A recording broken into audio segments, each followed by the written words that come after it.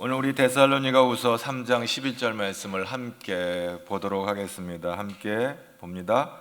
우리가 들은즉 너희 가운데 게으르게 행하며 도무지 일하지 아니하고 일을 만들기만 하는 자들이 있다 하니. 사도 바울이 데살로니가 교회를 향한 귀한 메시지를 전하면서 게으르게 행하며 도무지 일하지 아니하고 일을 만들기만 하는 자들이 있다는 소식을 듣고 말씀을 전하고 있습니다. 이 말씀은 3장 6절부터 시작돼요. 데살로니가후서 3장 6절부터 시작하는데 6절 말씀 또한 같이 보겠습니다. 형제들아, 우리 주 예수 그리스도의 이름으로 너희를 명하노니 게으르게 행하고 우리에게서 받은 전통대로 행하지 아니하는 모든 형제에게서 떠나라. 3장 6절에서는 이렇게 말하고 있습니다. 이 게으르게라고 하는 이 말은 우리 개역 한글 성경에는 규모 없이 행하며, 이렇게 우리 개역 개정 성경에는 우리가 들은즉 너희 가운데 게으르게 행하지 말라, 게으르지 말라, 이렇게 말하는 이 말씀을 전에 우리 읽었던 성경 개역 한글 성경에는 규모 없이 행하지 말라 이렇게 말하고 있습니다. 그리고 우리에게서 받은 전통대로, 우리 3장 6절에 전통대로 행하지 아니하는 모든 형제에게서 떠나라. 이 전통이 뭔가? 개역 한글에는 유전이라고 되어 있어요. 유전대로 행하지 아니하는 모든 형제는 떠나라는데, 이 데살로니가서 후서 2장 15절에 이 전통에 대해서 뭐라고 말하냐면, 사도 바울이 말로나 우리의 편지로 가르침을 받은 전통을 지키라. 이게 뭘 말하나? 바로 사도 바울이 전한 것을 말하고 있습니다. 형제들아, 우리 주 예수 그리스도의 이름으로, 지금 바울은 이제 명령하죠. 우리 주 예수 그리스도의 이름으로, 예수 그분이 우리의 주이시고 또 주인이십니다. 왜 그래요? 그가 나를 구원하셨기 때문에 나의 주인입니다. 그래서 이 주님은 나의 왕입니다. 로드십. 내가 왕이 아니라 주님이 내가 왕입니다. 이거 무너지면 자꾸 엉뚱한 행동을 하게 되는 거예요. 주인이 원하시는 게 무엇인지를 알게 되면 주인이 원하는 대로 사는 것이죠. 그래서 게으르게 행하면 안 된다. 우리 신앙생활에 게을러서는 안 된다는 것이죠. 그 다음에 앞에 나온 대로 전통대로 행하는데, 이 전통은 파라도신이라고 그래요. 파라도신.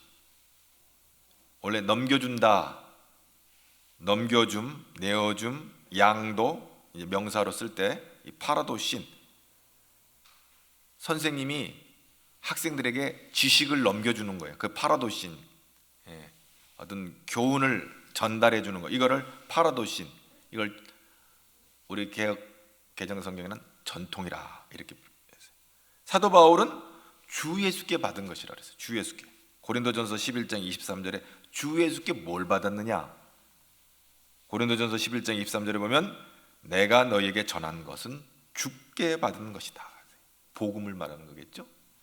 주 예수께서 잡히시던 밤에 떡을 가지사 축사하시고 떼어 이르시되 이것은 너희를 위한 내 몸인 이것을 행하여 나를 기념하라 하시고 19회 또한 그와 같이 잔을 가지사 가지시고 이르시되 이 잔은 내 피로 세운 새 언약이니 이것을 행하여 마실 때마다 나를 기념하라 하셨으니 너희가 이 떡을 먹으며 이 잔을 마실 때마다 그의 죽으심을 그가 오실 때까지 전하라.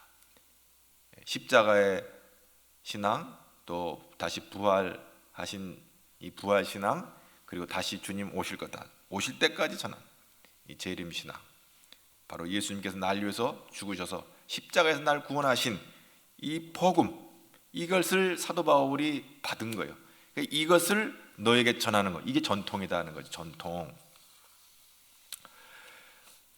요한복음 4장 34절에 보면 예수님께서 이르시되 나의 양식은, 그 무슨 말이야? 내가 밥 먹고 하는 일은, 내가 이 땅에 와서 밥 먹는 일은, 밥값을 하는 것은 하면서 하시는 말씀이 나를 보내신 이의 뜻을 행하며 그의 일을 온전히 이루는 이것이니라. 그랬어요. 나를 보내신 이의 뜻, 예수님께서 나를 보내신 뜻을 행하고 그것을 온전히 이루는 것이 자기의 미션이라고, 밥값이라고 생각을 하는데, 그게 뭐냐? 마태복음 26장 38절에 보니까 내 아버지 할만하시거든 이 잔을 내게서 지나가게 하옵소서. 나의 원대로 마옵시고 아버지 원대로 되기를 원합니다. 그 아버지 원이 뭐예요? 오늘 십자가 앞에서 이렇게 예수님 기도하고 계시잖아요. 그것을 사도 바울이 빌립보서 2장 8절에 그 사건을 이렇게 말합니다. 사람의 모양으로 나타나사 자기를 낮추시고 죽기까지 복종하셨으니 곧 십자가에 죽으십니다. 바로 나를 보내신 이의 뜻은 뭐예요? 십자가에서 죽으시는 사건, 이 십자가 사건을 통해서 우리를 구원하시려고 이 땅에 오셨다는 것이죠. 그리고 그 일을 온전히 이루는 것이다 그랬어요. 이 온전히 이룬다는 번역된 텔레이오스라는 것은 완성하다, 마치다, 피니시, 끝마치다 라는 뜻이 있어요. 예수님께서 이 일을 완전하게 성취하셨다는 얘기죠. 그러니까 나를 보내신 이의 뜻을 행하며 그 일을 온전하게 이루는 이것이다. 온전히 이루는 것, 하나님의 맡겨진 자기의 사명, 미션을 피니시 했는데 그 피니시를 어디서 사용하냐면 요한복음 19장에서 십자가에서 운명하기 직전에 바로 이 단어를 사용하는데 다 이루었다, 피니시, 텔레이오스, 이 완성한다. 하나님께서 당신이 인류를 구원하시기 위해서 예수님을 이 땅에 보내신 이 미션을 완성시키신 바로 이것이 바로 십자가의 사건을 통해서 이루시는, 이게 바로 전통이에요. 전통. 이 전통에서 전통대로 행하지 아니하는, 이 전통을 받아들이지 아니하고 영접지 아니하는 자는 떠나라. 많은 이단들이 십자가 신앙과 부활 신앙과 재림 신앙에서 떠나서 엉뚱한 얘기를 하는 거예요.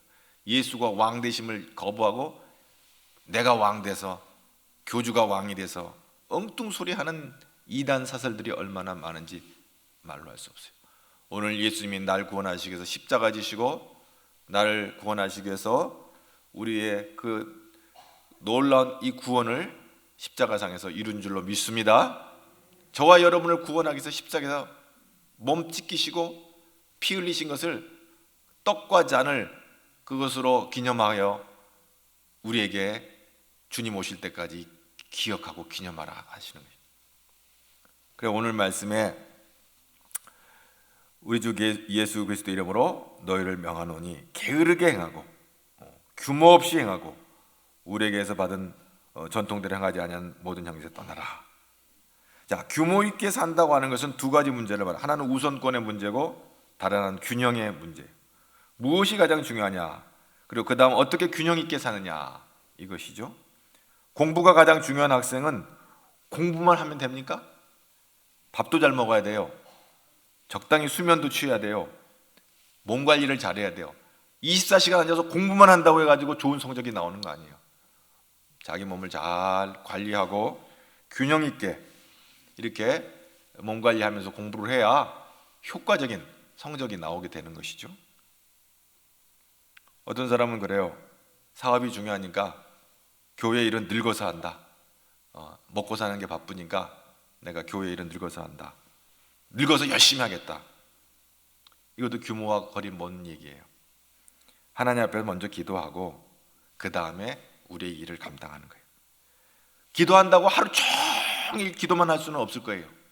아침에 기도하고 혹 정한 시간에 기도하고, 아침에 식사하고 혹 정한 시간에 식사하고, 아침에 준비하고 혹 정한 시간에 교육하고, 열심히 맡겨진 일에 충성을 다해서 사는데 균형 있게, 질서 있게, 이게 바로 규모라고 하는 단어로 이렇게 사용하고 있는 것입니다. 절제할 것은 절제하고 버릴 것은 버리는 것, 이게 규모 있는 성도의 삶입니다. 게으르게 살지 말라는 것은 한마디로 규모와 질서 있게 살라는 거예요. 어느 한글 성경에는 이 말을 질서 있게 살아라, 무질서하게 살지 마라, 이렇게 말씀하기도 있는 것입니다. 자, 그래서 오늘 데살로니가후서 3장 7절 말씀을 또 계속해서 보겠습니다. 어떻게 우리를 본받아야 할지를 너희가 스스로 아나니 우리가 너희 가운데서 무질서하게 행하지 아니하라. 이 규모 없이, 이 무질서가 개역 한글에는 규모 없이 또 그렇게 또 번역을 했어요. 바울 사도 자신이 먼저 본을 보였어요. 사실 이렇게 말하기가 쉽지 않아요. 나처럼 살아라 말하기 쉽지 않은데 사도 바울은 그렇게 말했어요. 8절 다 같이 한번 보겠습니다. 8절 누구에게서든지 음식을 값없이 먹지 않고 오직 수고하는 애써 주야로 일하는 너 아무에게도 폐를 끼치지 아니하려 함이라. 음식을 값없이 먹지 않고는 이 말은 뭐예요? 밥값을 했다 이거예요. 무의도식하지 않았다 이거예요. 여러분 이 세상에 살아가는 사람들이 무의도식하는 사람도 있어요. 지난 주간에 어느 뉴스에 봤더니 자기 아버지가 돈을 안 벌어 온다고 아들이 아버지를 죽였어요. 참 기가 막힌 일이 아닐 수가 없어요. 오늘 사도 바울은 내가 밥값을 했다. 주야로 일하는 것은 내가 그냥 무의도식하는 게 아니다. 바울 사도는 신앙 면에서뿐만 아니라 생활 면에서도 귀감이 되는 아주 열심히 살았어요. 이것을 본받으라고 직접 바울 사도가 말씀하고 있는 거예요. 주야로 일하는 것은 일함은 너희에게 폐를 끼치지 않겠다. 물론 사도 바울이 신실한 사람들의 그 선교비를 통해서 복음을 전했지만 또 자기가 또 텐트 메이커가 돼가지고 자비랑 선교를 하는 일도 했습니다. 열심히 일을 하면서 복음을 전하는 삶을 살았어요. 초대교회 당시에는 이 조직화된 교회가 없었기 때문에 지금 이제 우리는 시스템을 갖춰서 교회라고 하는 이런 조직이 만들어졌지만 사도 바울이 처음 교회를 개척할 때는 그런 어떤 시스템이 구축되지 않았기 때문에 열심히 일을 하면서 복음을 전하는 전도자의 삶을 살았던 것입니다. 그래서 난 너희들에게 폐를 끼치지 않고 열심히 살았다 이렇게 말을 하고 있는 것입니다. 규모 없이 사는 사람, 질서 없이 사는 사람은 두 종류 사람들입니다. 첫째로 하나는 열등감에 사로잡혀서 자신이 너무 형편없는 인간이라고 생각하기 때문에 그런 사람들은 그냥 되는 대로 사는 거예요. 나야 뭐 인생이 뭐 그런 거 어떻게 하고 그냥 자기가 그냥 무질서하게 살아가 버려. 내가 못나서 그런 걸 뭐 어떻게 하고 자학을 하고 그냥 그렇게 살아가는 인생들이 있어요. 두 번째, 반면에 또 자신을 너무 우월하게 생각하며 우월감에 사로잡혀 사는 사람들이 있어요. 모든 일은 다 자기가 해야 돼. 자기 생각이 맞아. 그래서 자기 주장이나 고집을 꺾지 못하니까 질서가 없어지는 경우가 있어요. 자, 이게 말이죠. 이 데살로니가 교회는 말이죠. 이제 주님의 재림이 가까울 것을 바라보고 주님의 재림을 기다렸던 공동체였어요. 그런데 사람들은 주님의 재림이 가까운다고 하니까 야, 뭐 일할 거 뭐 있어? 야, 예수님 곧 오실 텐데. 이러지 말라는 거예요. 사도 바울이 너희들 그런 말이 있잖아요. 내일 종말이 올지라도 오늘 사과나무를 심으라고 스피노자가. 내일 주님이 오실지라도 오늘 내게 맡겨진 일들을 잘 감당하라. 성실하게. 우리가 이 땅에서 수백 년, 수천 년을 사는 존재라면 오랜 시간 무질서하게 규모 없이 살다가 다시 회복할 수 있는 그런 시간이 기회가 있어요. 그러나 우리가 70년, 80년 인생 살면서 아주 짧은 세월을 살면서 언제 하나님을 기쁘시게 하고 살 거냐. 정신 바짝 차리고 지금 우리의 인생이 남은 인생이 얼마 남지 않았다고 생각하고 열심히 개인의 종말이 다 있다는 거죠. 다 개인의 종말이 있어요. 역사의 종말이 주님이 오실 날이 다가오고 있겠지만 이 주님 오시기 2000년 전부터 인간의 개인의 종말은 누구에게나 다 있었어요. 70년, 80년의 인생을 살면서 아무리 오래 살아도 100살 넘기기가 쉽지 않은 그런 짧은 인생을 살아가는 거예요. 여러분, 오늘 우리의 나이가 이제 70이 되고 80이 되는데 우리 남은 인생이 얼마나 될까요? 지금부터라도 어떻게 하면 내가 하나님 앞에서 하나님이 기뻐하시는 삶을 살까? 이것을 늘 기도하고 사는 것이 복된 일이 아니겠습니까? 할렐루야! 그렇습니다. 역사의 종말은 언제 올는지는 몰라요. 주님이 언제 오실는지. 그러나 내가 죽어서 이상 떠나갈 날이 누구에게나 다 있다는 거예요. 정도의 차이가 있을 뿐이지. 그러므로 성도의 삶은 규모 있는 삶을 살아야 한다. 아무렇게나 무질서하게 살아서는 안 된다. 예배할 시간에 예배하고 기도할 시간에 기도하고 밥 먹을 시간에 밥 먹고 일할 시간에 일하고. 할렐루야. 그거 하나님께 영광을 드리는 삶이 바로 규모 있는 성도의 삶. 우리의 삶의 우선권을 잘 정하는 것이 그래서 중요합니다. 제가 지난 주간에 참 아주 허망한 얘기를 하나 들었는데, 제주도에서 울산으로 이사 가면서 고양이를 키우는 여성이 22마리를 이사 가면서 자기 셋집에다 버리고 간 거예요. 이게 주인한테 발각이 돼가지고 신고를 했는데 7마리는 뭐 어때서 병들어 죽었는지 굶어서 죽었는지 죽고 난리가 아니에요. 셋집에 고양이가 22마리를 놓고 갔으니까 동물보호법 위반으로 체포돼서 벌을 받게 됐어요. 이게 제주도에서 울산으로 이사가 버린 거예요. 울산까지 쫓아가가지고 잡아온 거예요. 왜 그 고양이를 22마리나 여기다 두고 갔냐? 고양이를 모두 챙기기가 어려서 두고 갔다는 거예요. 네, 지금 애견인들한테 뭐라 하는 건 아니에요. 뭐 고양이 키우고 개 키우는 거 뭐가 문제겠어요? 근데 너무 이 여성한테는 22마리가 과한 것이었어요. 너무 감당할 수 없는 짐을 진 거예요. 이게 규모가 없는 거예요. 이게 무질서한 거예요. 물론 한 마리 고양이 키우는 것도 쉽지는 않지만 22마리를 키우다가 다 유기해가지고 굶어 죽이게 하는 게 이게 얼마나 참 허망한 얘기가 아닐 수가 없잖아요. 무질서한 거예요. 규모가 없는 거예요. 자기가 감당할 짐을 너무 과하게 지고 결국은 이렇게 참 불행한 일을 만들게 된 것이잖아요. 어떤 성도는 낚시에 푹 빠져가지고 주일마다 낚시하러 가는 재미에 예배를 멀리하는 성도가 있어요. 코로나가 아니에요. 보니까 코로나가 낚시에 빠져가지고 그냥 거기 코에 꽥 꿰가지고 낚시하는 재미로 교회를 안 오는 거예요. 언제까지? 낚시도 건강하고 힘이 있을 때 돌아다니는 거 아니에요? 힘 다 빠지고 건강 잃어버리면 집안에 들어앉게 되겠죠?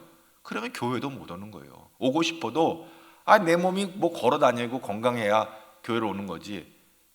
낚시한다고 낚시터에 가가지고 저 바다로 강으로 낚시하러 다니다가 건강 잃어버린 다음에 이제는 꼼짝달싹 못하면 교회 오고 싶어도 못 오는 거예요.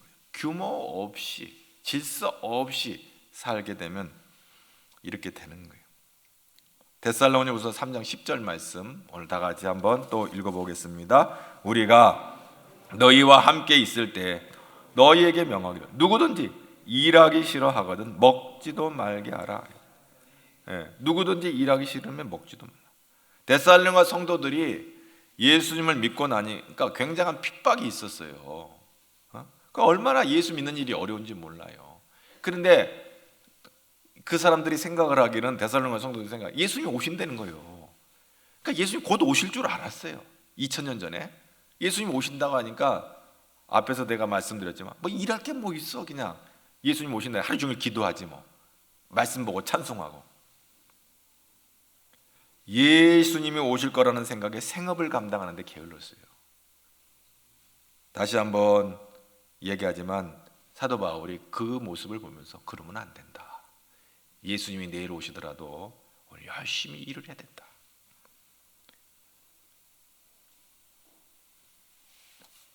그리고 열심히 예배 드리고 열심히 전도하고 열심히 기도하고 열심히 봉사하고. 여기서 말하는 것은 먹고 사는 일이에요. 직장 다니는 거예요. 예수님 오신다고 직장 때려치는 시한부 종말론자들이 과거에 있었잖아요. 예수님 곧 온다고 잘 다니던 직장 다 때려치고 무슨 어디 산으로 올라가 가지고 흰 옷 입고 말이지 엉뚱한 해프닝을 벌였던 적이 있단 말이에요. 이게 하나님이 그거 원하지 않아요. 내일 예수님이 오셔도 오늘 열심히 일하는 거예요. 여러분 직장에 여러분의 사장님이 좀 마음에 안 들도록 예수님처럼 섬기면서 열심히 일을 해서 먹고 살아라는 얘기예요. 할렐루야. 내일부터 열심히, 혹시 그동안 내가 열심히 안 했으면 직장 마음에 안 든다고 열심히 안 했으면 열심히 사세요. 열심히 일을 하고 하는 거 보니까 아무개 교회 집사예요. 아무개 교회 장로예요. 야, 예수 믿는 사람들 참 대단한 사람들이구나. 근데 그냥 무질서하게 그냥 게을러가지고 돈 받는 만큼만 일한다고 그냥 아주 얕게 일을 하게 되면 사람들이 그 사장이 아유 알고 보니까 아무개 교회 집사. 아유 예수 믿는 것들 뭐 그냥 형편없어. 전도 되겠어요? 열심히 일을 해도 전도가 될똥말똥한 세상인데 아유 예수 믿는 것들은 뭐 우리나 뭐 별 안 믿는 사람들이나 뭐 별 쟤네들 뭐 믿는다고 해도 별 권세가 없어, 능력이 없어. 그래 버리면 영향이 없는 거예요. 여러분 예수 믿는 사람들은 여러분 직장에서 잘 열심히 일할 수 있기를 바랍니다. 충성스럽게 일할 수 있기를 바랍니다. 사장님을 예수님처럼 그냥 섬기시길 바랍니다. 그래요. 그런데 사람들이 그런 생각을 해요. 물론 퇴직하신 분들이 더 자유롭고 하나님을 섬기며 예배하는 일에 이제 더 시간이 나는데요. 바쁘고 힘들 때, 현역에 있을 때 하나님 중심의 신앙생활을 하지 못하면 여유롭고 이제 퇴직해서 시간이 많으면 신앙생활을 잘할 거라 같아도요. 내가 지금까지 지나본 거 보니까 내가 쭉 관찰해 보니까 그렇지 못해요.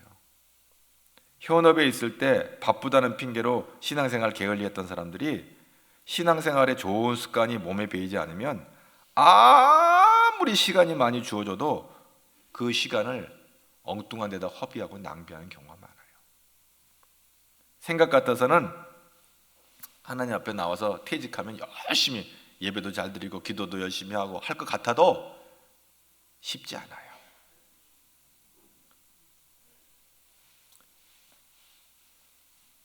길이 아닌 곳으로 가면 다 망하게 됩니다. 개인도 가정도 교회도 나라도 길이 아닌 곳으로 달려가면 몰락의 길을 가게 되는 거예요. 지난 주간 이태원에서 일어나서는 안 될 참사가 일어났습니다. 참 이런 일들은 일어나서는 안 돼요. 우리 대한민국은 그래도 명색이 선진국인데 무슨 아프리카 저 3세계 무슨 저 이상한 나라도 아니고 말이지. 어떻게 이런 일이 이 대한민국의 대명천지에 이런 일이 있을 수가 있어요? 슬픔을 당한 유족들을 참 위로하면서 생각하게 되는 것은 그렇습니다. 제가 아는 어느 청년도 거기서 죽었어요. 어느 교회의 그 청년이랬는데 많은 젊은 친구들, 물론 그 가운데 예수 믿는 아이들도 있고 예수 믿지 않는 아이들도 있었겠죠. 예수 믿지 않는 아이들은 어떡할 거예요? 그 짧은 시간에 기회도 없잖아요. 많은 젊은 친구들이 길을 가다가 길을 잃어버렸어요. 그리고 다시는 집으로 돌아오지 못했습니다. 전쟁이 난 것도 아니고 건물이 무너진 것도 아니고 그 지긋지긋한 전염병 코로나도 아니고 어떻게 젊은 영혼들이 한순간에, 그것도 짧은 그 한순간에 그 좁디좁은 골목에서 그 많은 젊은 영혼들이 이 세상을 떠나갈 수 있을까? 참 생각을 해도 그 생각이 잘 안 돼. 원수 마귀는 우리의 영혼을 훔쳐가기 위해서 우는 사자처럼 삼킬 자를 찾고 있어요. 어떻게든지 마귀는요 우리를 죽이고 멸망시키는 것을 어떻게 하면 우리 인간들을 해코지하고 죽이고 이게 마귀의 목적이에요. 누군가 지켜주는 자가 있어야 되는 거예요. 그러니까 그 마귀의 공격으로부터 내 힘으로 어쩔 수 없는 이 어이없는 죽음을 보지 않으려면 나를 붙들어 주시는 일을 찾아야 돼요. 얘기를 들어보니까 그 압사당한 상황에서도 누군가 와서 막 붙들어서 막 그를 구해주는 사람들이 있어서 그래도 그나마 산 사람들은 누군가가 거기서 건져내주니까 산 거예요. 자기 힘으로는 거기서 나올 수가 없는 거예요. 시간이 가서 죽지. 국가가 백성들의 안위를 책임지지 못하면 어떻게 되는가요?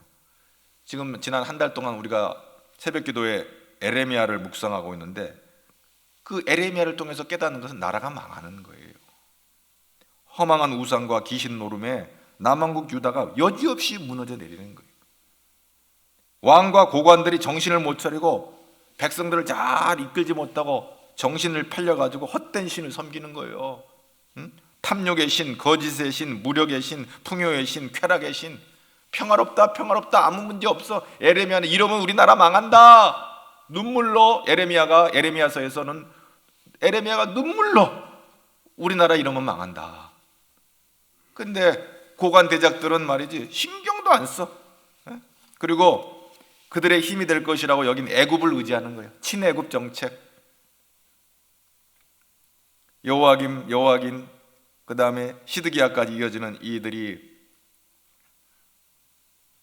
애굽을 의지했어요. 그래 어찌 됐어요? 하나님을 의지하지 않고 애굽, 보여지는 힘, 최첨단 그 당시 최고의 막강한 힘을 가지고 있는 애굽을 의지했어요. 그래 어떻게 됐어요? 그 반대편에 있는 바벨론에 의해서 이 정권이 무너져 버린 거예요.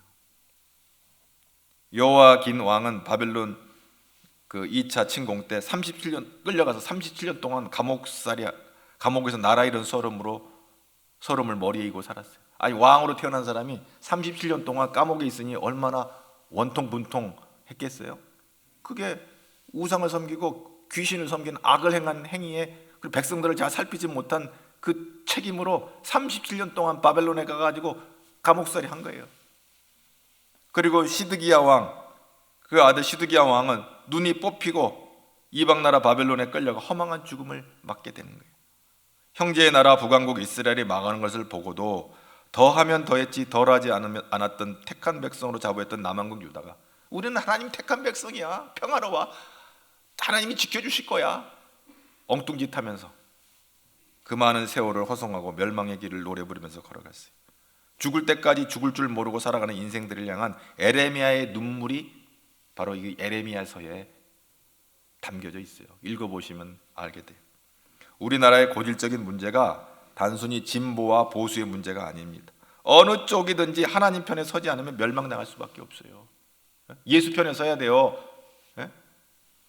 이념이 우상이 되어서는 안 돼요. 진영의 생명을 걸어서는 안 돼요. 그 진영이라고 하는 거 그건 다 인간들이 만들어 놓은 거예요. 보수니 진보니 하는 거 거기에다 목매달 필요가 없어요. 오직 우리는 하나님 편에 서야 되는 줄로 믿습니다. 길이 아닌 곳을 가면 반드시 망하게 되는 거예요. 보수도 망하고 진보도 망해요. 길이 아닌 곳으로 가면 하나님 편에 서야 사는 거예요. 주의 일을 하는데 규모 있는 삶이라는 건 뭐예요? 우선순위가 무엇인지를 알아야 돼요. 하나님 앞에 먼저 가서 하나님의 도우심을 구해야 되는 거예요. 이 나라가 하나님 앞에 붙잡혀야 사는 줄로 믿습니다. 일하기 싫으면 먹지도 말라는 거예요. 죽어라 그러면 차라리 하나님 편에 서지 않고 네 멋대로 살려면 죽어라. 죽는 게 낫다 하는 거예요. 데살로니가서 3장 11절 다 같이 한번 또 보겠습니다. 우리가 들은즉 너희 가운데서 게으르게 행함 도무지 일하지 아니하고 일을 만들기만 하는 자들이 있다. 일을 안 하는 사람이 일을 많이 만들어요. 일을 안 하는 사람들의 특징이 무엇인 줄 알아요? 말이 많아요. 말이 많아. 일을 많이 하면 말할 여유가 없어요. 일을 안 하니까 남을 비평하고 트집을 잡는 거예요. 자기가 열심히 일을 하는 사람은 남이 혹 잘못했더라도 자기가 해보아서 이해를 해 주려고 그래요. 늘 받기만 하고 남이 해놓은 것을 쓰기만 하는 사람은 이해보다는 불평하고 판단이 많아요. 일하지 않으면 말이 많아지고 말이 많으면 실수가 잦아지고 실수가 잦으면 자신도 남에게 상처를 주고 일이 생기게 되고 결국에는 일하는 사람에게 많은 고통을 주게 되는 거예요. 그래서 교회에는 일꾼이 많아야지 말꾼이 많으면 질서가 깨지고 평안이 없어지고 시끄러워지는 거예요. 그래서 12절 뭐라고 말하는지 12절 한번 보여요. 시작. 이런 자들에게서 우리가 명하고 주 예수 그리스도 안에서 권하기를 조용히 일하 자기 양식을 먹어요. 조용해라. 시끄럽게 떠들지 말고 자기 양식을 먹어. 밥값을 해라는 거예요. 자기 직분, 자기 감당해야 될 그 일을 밥값을 하라 이거예요. 자기 양식을 먹으라. 자기에게 주어진 일을 성실하게 떠들지 말고 조용히 은밀한 가운데서도 책임 있게 성실하게 자기 일을 감당해라 이거예요. 세상에 나가서 돈을 버는 일이든 교회에 나와서 무슨 집사 노릇을 하든 목사로 장로로 권사로 집사로 교회 일을 하든 교사로 찬양대로 일을 하든 떠들지 말아야 돼. 떠들지 말아요. 말만 하고 너무 시끄럽게 뭐 참견하고 야단법석 떨어서 조용히 하라는 거예요. 그렇게 하지 말아요.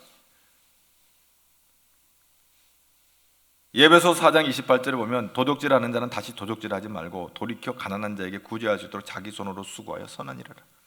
도둑질하는 사람이 왜 도둑질? 남의 거 챙겨서 먹고 사는 사람들이요. 남의 거 챙겨 먹어. 그렇게 살지 말고 네가 열심히 일을 해서 너도 먹고 살게 될 것이고 너가 열심히 일을 하는 걸 갖고 어려운 사람을 도와줄 수도 있을 것이다. 사도 바울이 에베소 4장 28절에 그렇게 말씀하고 있어요. 열심히 일하라는 거예요. 데살로니가서 3장 13절 또 보겠습니다. 시작. 형제들아 너희는 선을 행하다가 낙심하지 말라. 그렇게 열심히 일을 하는데도 낙심이 되는 경우가 있어요. 왜 그래요? 결과가 빨리 나타나지 않아서 그렇습니다. 내가 일을 하면 당장의 결과가 생기고, 전도하면 당장 예수 믿겠다고 따라오고, 교회 일에 봉사하면 봉사의 열매가 당장 맺히고, 기도하면 하나님께서 그냥 그때마다 그냥 응답해 주고, 그런데 그러지 않으면 낙심이 되는 거예요. 그런데 오늘 사도 바울 통해서 말씀해 주는 건 뭐예요? 너희는 선을 행하다가 낙심하지 말라. 왜 그래야 되나? 하나님이 기가 막힌 법칙이에요. 너희 심는 대로 거둔다. 콩 심으면 콩 나고 팥 심으면 팥 나는 게 하나님의 법칙이에요. 할렐루야. 여러분이 하나님이 선한 일을 하면 그 선한 열매가 맺어진다. 좀 시간이 필요하다. 봄에 씨 뿌리면 가을에 열매가 거둬지는 것처럼. 그래서 갈라디아서 6장 9절에 보면 우리가 선을 행하다 낙심하지 말지니 포기하지 아니하면 때가 이름에 거두리라. 아멘. 기도도 포기하지 않고 기도할 수 있기를 바랍니다. 예수 믿는 것도 그냥 믿다가 아유 나 어려워하고 포기하면 안 돼요. 끝까지 반드시 결과가 있음을 믿고 조용히 열심히 낙심치 말고 꾸준히 하나님께서 내게 명하신 일을 감당할 때 하나님 앞에 복받는 인생이 될 줄로 믿습니다. 아멘. 14절 말씀 또 보겠습니다. 누가 이 편지에 한 우리 말을 순종하지 아니하거든 그 사람을 지목하여 사귀지 말고 그로 하여금 부끄럽게 하라. 하나님 말씀에 순종하지 않고 시끄럽게 교회에서 분쟁을 일으키고 그러면은 지목하여 공개하여 사귀지 말고 부끄럽게 해라. 아주 단호한 말씀이에요. 근데 이 말씀은 왕따 시키라는 얘기는 아니에요. 왜? 15절 볼까요? 15절 시작.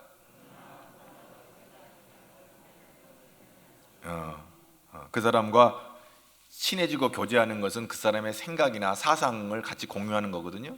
여러분 이단과 같이 교제를 하게 되면 이단 따라가요. 그러니까 이단들은 멀리해야 되는 거예요. 그러나 오늘 교회 안에서 궁극적으로 잘못을 돌아보고 회개하고 돌아오기를 위해서 멀리하는 거예요. 그리고 관심을 갖고 그 사람의 잘못을 권면해주고 충고해줄 뿐만 아니라 원수 대하듯 하지 말고 형제에게 하듯 사랑의 마음을 품고 권면하라 이렇게 말씀하고 있습니다. 오늘 말씀을 마무리하는데요. 오늘 말씀의 제목은 뭡니까? 자기 양식을 먹으라예요. 자기 양식을 먹으라 이 말은 밥값을 하라는 얘기예요. 밥값을 해라. 그 밥값을 하려면 각자 맡은 자리에서 자기 일이 있어요. 세상에 나가 돈을 벌든지 교회 와서 일을 하든지 가정을 살피든지 무슨 일을 하든지 각자가 하나님 앞에서 해야 될 일을 하는데 성실하게 충성스럽게 잘 감당해서 주님이 내일 오실지라도 하나님 앞에 섰을 때 잘했다 칭찬받을 수 있는 우리 가제를 성도들 되기를 주님의 이름으로 축복합니다. 주님 오실 때 말이지 싱크대에 막 설거지가 이렇게 산처럼 쌓여있으면 되겠어요? 안 되겠어요? 안 돼. 주님이 내일 오시더라도 깨끗하게 정리하고 청소할 거 청소하고 말이야. 항상 주님 오실 걸 예비하고. 어떤 분은 목사님 신방 간다고 할 때만 청소하는 집이 있으면 안 돼요. 항상 깨어서 주님이 언제 오실런지 알 수 없어요. 깨어 기도하고 준비하고 언제 오실런지 주님 오실 그날을 준비해서 하나님께 영광 돌리는 복된 성도들이 되기를 주님의 이름으로 축복합니다. 하나님 감사합니다. 오늘도 이 주일 아침 우리의 마음을 감동하여서 주의 전에 나와 비대면으로 현장에서 예배할 수 있도록 인도하심을 감사합니다. 하나님, 주님 우리에게 주신 소명 잘 감당하여 하시고 오직 생명의 길로 하나님의 영광을 돌리는 길로 복된 길로 규모 있게 질서 있게 아름답게 믿음 생활하다 하나님 나라 가는 믿음의 아들 딸들이 되도록 복 내려 주시옵소서. 예수님 이름으로 축복하고 기도합나이다.